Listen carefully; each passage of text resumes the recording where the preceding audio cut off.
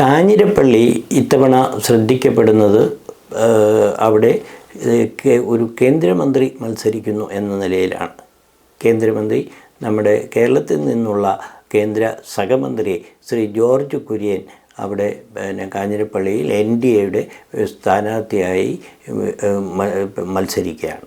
അദ്ദേഹം നിലവിൽ കേന്ദ്രമന്ത്രിയായി പ്രവർത്തിക്കുമ്പോൾ തന്നെയാണ് അദ്ദേഹം അവിടെ മത്സരിക്കുന്നത്. അവിടെ അതൊരു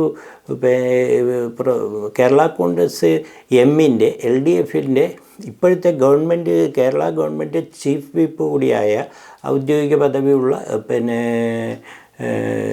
പ്രൊഫസർ ജയരാജ് സാറാണ് അവിടെ സിറ്റിംഗ് MLA. അപ്പോൾ ഇത് കൂടാതെ മൂന്നാമനെന്ന് പറയുന്നത് അദ്ദേഹവും ഒരു പ്രൊഫസറാണ്, പ്രൊഫസർ റോണി കെ ബേബി. അദ്ദേഹം കാഞ്ഞിരപ്പള്ളി സെൻറ്റ് ഡൊമിനിക് കോളേജിലെ പ്രൊഫസറാണ്. അദ്ദേഹം വളരെ ഒരു നേരത്തെ ഒന്നും സ്ഥാനാർത്ഥിത്വ ചർച്ചകളിലൊന്നും പേരൊന്നും പറയപ്പെട്ട് കേട്ടിരുന്നതല്ല. അവിടെ വേറെ പല പേരുകളും കേട്ടിരുന്നെങ്കിലും അവസാന നിമിഷം പ്രൊഫസർ റോണി കെ ബേബി അവിടെ സ്ഥാനാർത്ഥിയായി വരികയാണ് ഉണ്ടായത്. അദ്ദേഹം നല്ല ഒരു എഴുത്തുകാരനും മാധ്യമങ്ങളിൽ കോളം എഴുതുന്ന ആളും എന്ന നിലയിലൊക്കെ അറിയപ്പെടുന്ന ആളാണ്. DCC ജനറൽ സെക്രട്ടറി കൂടിയാണ്. അപ്പോൾ അവിടെ ഗ്രാമപഞ്ചായത്തുകൾ നോക്കുമ്പോൾ ഗ്രാമപഞ്ചായത്തുകളിൽ ഭൂരിപക്ഷം 7 ഗ്രാമപഞ്ചായത്തുകൾ എങ്കിലും LDF ആണ് ഭരിക്കുന്നത്. 3 ഗ്രാമപഞ്ചായത്തുകൾ മാത്രമേ UDF ഭരിക്കുന്നുള്ളൂ. ഈ കഴിഞ്ഞ ലോക്സഭാ ഇലക്ഷനിൽ പക്ഷേ ഈ 2024 നടന്ന ലോക്സഭാ ഇലക്ഷനിൽ അവിടെ UDFന് മുൻതൂക്കം ഉണ്ടാക്കാൻ സാധിച്ചു. പക്ഷേ ഗ്രാമപഞ്ചായത്ത് ഇലക്ഷനിൽ ഈ നമ്മുടെ മധ്യ കേരളത്തിൽ അല്ലെങ്കിൽ കോട്ടയം ജില്ല, പത്തനംതിട്ട ജില്ലകളിൽ എടുത്തു നോക്കുമ്പോൾ വളരെ അപൂർവം ഏതാനും ജില്ലകളിൽ ഏതാനും അസംബ്ലി നിയോജകമണ്ഡലങ്ങളിൽ മാത്രമേ LDFന് മുൻതൂക്കം ഉണ്ടാക്കാൻ പറ്റിയിട്ടുള്ളൂ. അങ്ങനെ കാഞ്ഞിരപ്പള്ളി പക്ഷേ NDFന് അവിടെ മുൻതൂക്കം ഉണ്ടാക്കാൻ പറ്റി.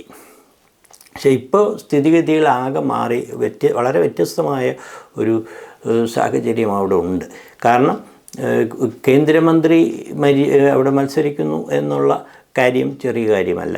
ശ്രീ ജോർജ് കുര്യനെ സംബന്ധിച്ച് പറയുമ്പോൾ അദ്ദേഹം ഒരുപാട്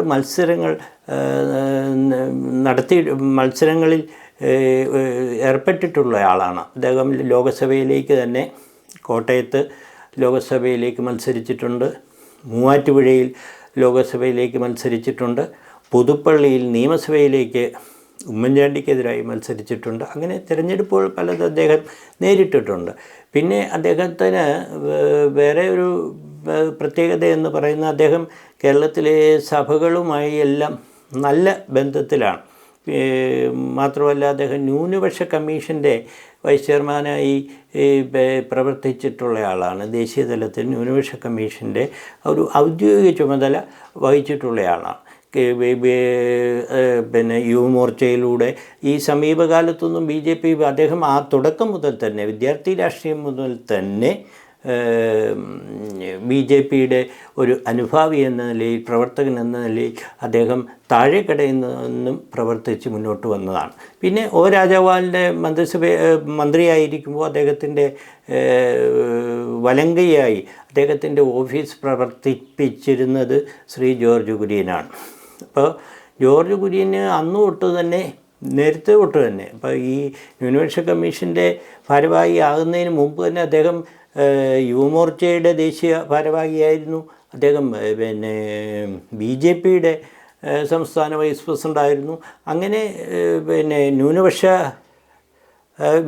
സെല്ലിൻ്റെ ദേശീയതല ചുമതലയും അദ്ദേഹത്തിനുണ്ടായിരുന്നു. അങ്ങനെ പാർട്ടിയുടെ വളരെ അച്ചടക്കമുള്ള അല്ലെങ്കിൽ ഒരു ഔദ്യോഗിക ചുമതലകളെല്ലാം തൃപ്തികരമായി വഹിച്ചിട്ടുള്ള ആളെന്ന നിലയിലാണ് ശ്രീ ജോർജ് കുര്യനെ കേന്ദ്രമന്ത്രിസ്ഥാനം അതും അപ്രതീക്ഷിതമായി വന്ന ഒരു കാര്യമാണ് അദ്ദേഹത്തിന് കേന്ദ്രമന്ത്രിസ്ഥാനം ലഭിക്കുന്നത്.